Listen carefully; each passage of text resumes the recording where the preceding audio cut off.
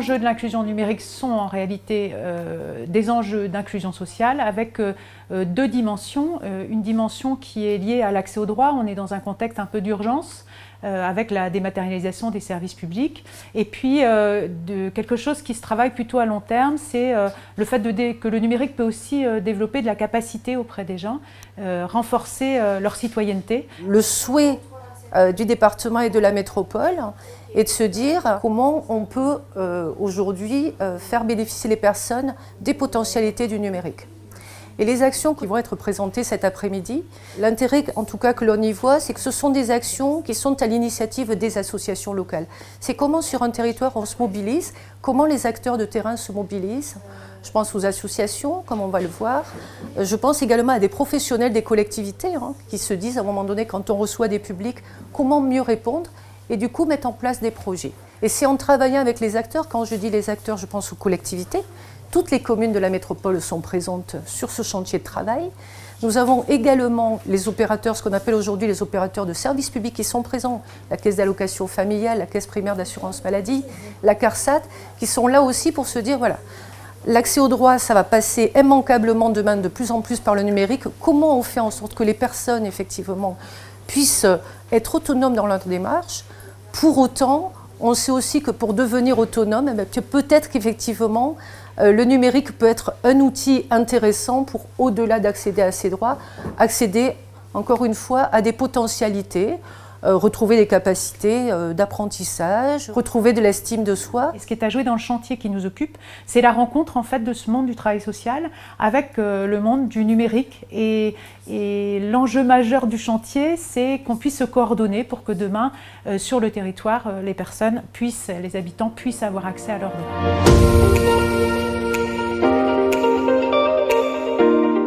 Ce qui se passe ici ce matin, c'est un petit atelier de fabrication numérique.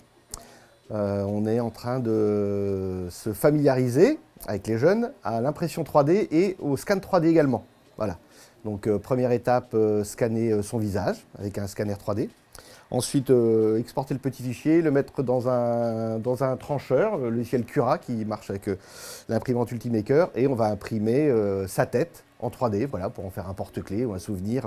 C'est facile avant tout et c'est ludique. C'est un travail qui se mène autour de l'appropriation en fait, de tous ces techniques qui peuvent sembler effectivement éloignées des jeunes qu'on reçoit ici, mais en fait qui sont accessibles avec un petit peu de travail, de préparation. On arrive tout de suite à s'amuser avec et à faire des choses rigolotes tout en découvrant ces nouvelles technologies, en se les appropriant. C'est de la découverte aussi, peut-être susciter des vocations, on ne sait jamais aussi, mais voilà, c'est apprendre à faire pour démystifier, mieux comprendre, et puis quand on comprend mieux, effectivement, on peut aussi mieux contrôler, voilà, avoir un regard un peu plus critique. Autre exemple, voilà, ce petit robot, ce petit bot que les jeunes ont fait. On a d'abord travaillé avec un logiciel qui s'appelle Inkscape, qui est un logiciel de dessin vectoriel, dans lequel ils ont décoré les boîtes du petit robot. Donc là, on a une petite tête de chien, une plaque d'immatriculation, des fois on a des marques dessus. Ensuite, on est allé aux fabriques du Ponant, découper ça à la laser. Une fois que la boîte a été faite, on s'est attaqué à la partie électronique. On a mis le programme, on a branché des petits servomoteurs, voilà, qui sont là, des petits moteurs. Et puis avec ça, il suffit de le brancher sur la batterie qui est à l'intérieur. Et on a un petit robot qui est contrôlable avec un smartphone ou une tablette.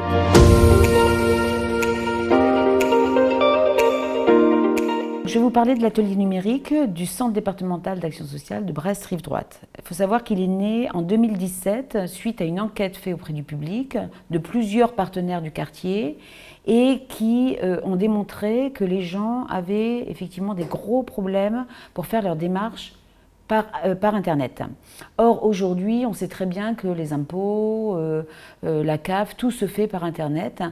Et c'est ce qui pose énormément de problèmes dans les démarches actuelles. En 2018, l'atelier numérique ici au CEDAS est né, avec nos 2 conseillers d'accès au droit et un animateur d'Orange Solidarité, qui n'est plus là aujourd'hui, qui est parti en retraite et qui n'a pas été remplacé. Donc nos 2 conseillers d'accès au droit continuent cet atelier, le pratique tous les lundis après-midi, ici même dans cette pièce, avec 6-7 ordinateurs et 6-7 personnes, effectivement, qui sont orientées par des travailleurs sociaux, par des éducateurs, par les secrétaires à l'accueil. N'ayant pas d'ordinateur à la maison, ça me permet de faire toutes mes démarches ici. Et on est bien accueillis.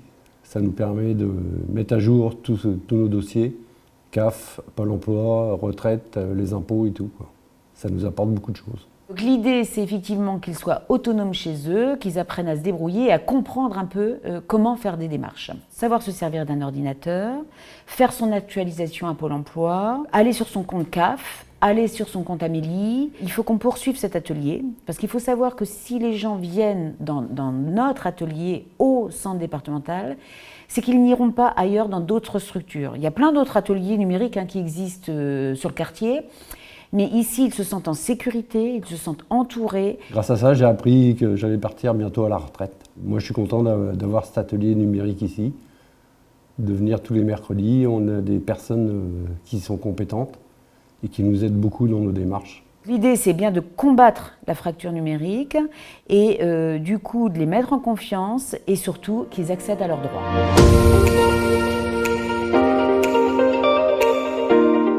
La permanence d'aide aux démarches administratives en ligne a d'abord été expérimentée dans le cadre des déclarations de revenus en mai dernier, en partenariat avec l'association Agir ABCD.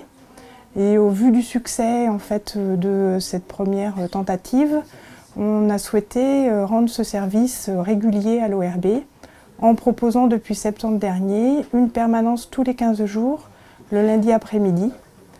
Donc pour les retraités de Brest. Ça peut être un accompagnement pour ouvrir son compte Amélie ou alors dans le cadre d'un changement de carte grise ou d'une demande de permis international, ça peut être ça aussi, ou tout simplement sur un changement d'adresse. Donc les bénévoles assurent les permanences en binôme pour recevoir la personne donc, individuellement pendant 1 heure. Afin de l'aider vraiment sur des démarches d'abord simples. Notre but, c'était d'aider au départ, d'aider les gens à remplir leur déclaration d'impôt en ligne. Et les gens, bon, surtout les gens âgés, n'étaient pas tous au fait. Et les gens, donc en général, je pense qu'ils étaient très contents de nos services, puisque pour l'anecdote, il y a même une personne qui nous a offert après une boîte de chocolat, tellement elle était contente d'avoir eu l'occasion d'apprendre, entre guillemets, à se servir d'un ordinateur et à faire donc des démarches en ligne. C'est un service utile, oui. Il y a des annonces qui sont faites dans la presse, qui sont faites dans les publications de l'ORB, par les réseaux sociaux, et des personnes ont besoin de ce service et viennent ici. J'avais un petit problème de retraite et je voulais demander conseil. Et c'est pour ça que je suis venue consulter pour demander comment faire au niveau des impôts. Et donc, je suis tombée sur une dame qui m'a dit, on va regarder. Et elle m'a dit, écoutez, on va faire carrément votre déclaration fiscale. Elle m'a bien conseillé pour cette affaire de retraite. Et puis donc, on a fait ensemble la déclaration fiscale. Et voilà comment ça s'est passé. Ça a été très très rapide. Et puis finalement, j'étais très contente. Il ne faut pas hésiter à venir, et sans doute à faire aussi de la publicité pour que les personnes viennent. D'abord, il y a des personnes qui n'ont pas d'ordinateur, il faut le savoir, plus qu'on le pense. Et puis, il y a des personnes, même avec un ordinateur, qui ne savent pas, même si c'est pas, qui ne savent pas comment se débrouiller en mettant un mot de passe, en mettant ci, en mettant ça. Ils sont soulagés, vraiment enchantés, parce que c'est souvent un grand stress d'avoir à utiliser l'ordinateur et de ne pas savoir le faire. Ils nous remercient.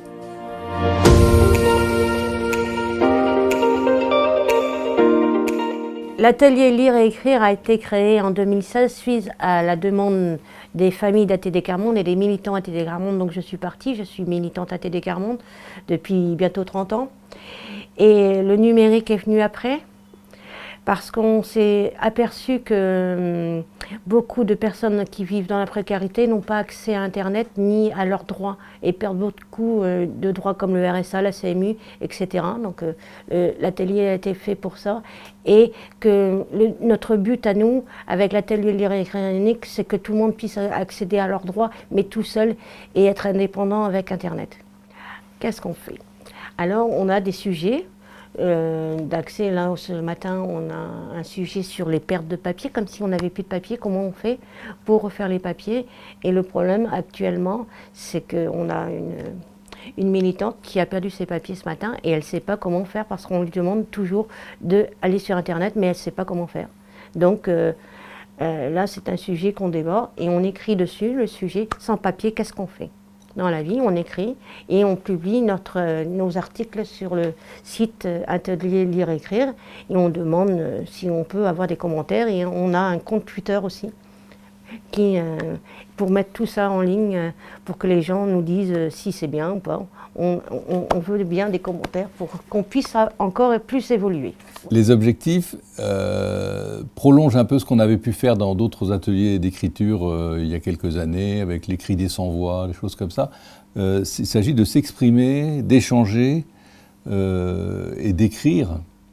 La différence, c'est qu'avant, on partageait dans le groupe de ceux qui écrivaient et que grâce au numérique, on diffuse ce qui est écrit et le fait de le diffuser sur Internet, ça justifie de faire un travail sur l'écriture, c'est-à-dire de faire quelque chose de propre et que le lecteur ne soit pas gêné par d'éventuelles erreurs d'orthographe et tout ça. Donc comme on ne veut pas faire de la formation ou un cours de grammaire ou d'orthographe, on voit bien que pour aller jusqu'au bout de la diffusion d'une pensée, d'un témoignage, il faut proposer un texte qui tienne la route. Et donc, on fait ce petit travail entre nous en partageant chacun ce qu'on sait, ce qu'on ne sait pas, nos doutes, etc. Et puis, l'autre objectif, c'est justement de pouvoir être à l'aise avec l'ensemble des possibilités qu'offre le numérique, l'accès à Internet pour les droits, mais aussi pour pouvoir échanger avec d'autres, promouvoir la pensée, les savoirs des personnes les plus pauvres qu'on a tellement tort de situer juste par rapport à des manques, alors qu'il y a des richesses qui se révèlent à tout moment quand on partage ces expressions.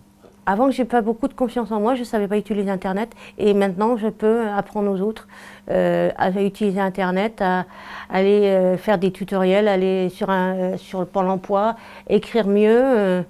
Ça m'apporte énormément de confiance en moi. Et le fait de partager avec d'autres, c'est rassurant, on se dit qu'on a des compétences et on n'est pas nul.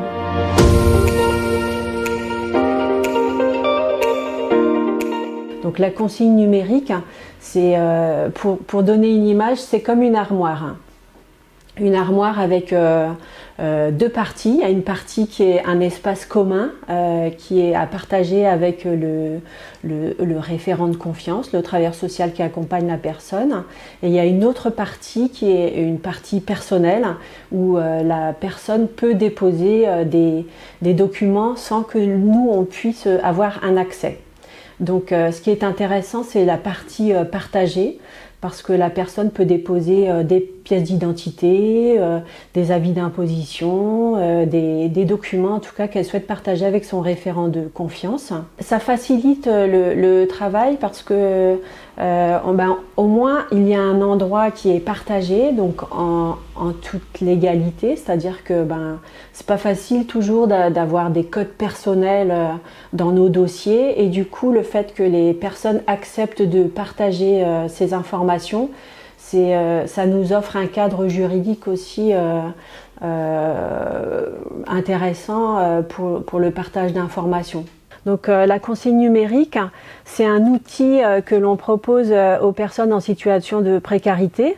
C'est surtout destiné aux personnes qui sont sans domicile fixe et aux personnes qui sont victimes de violences conjugales.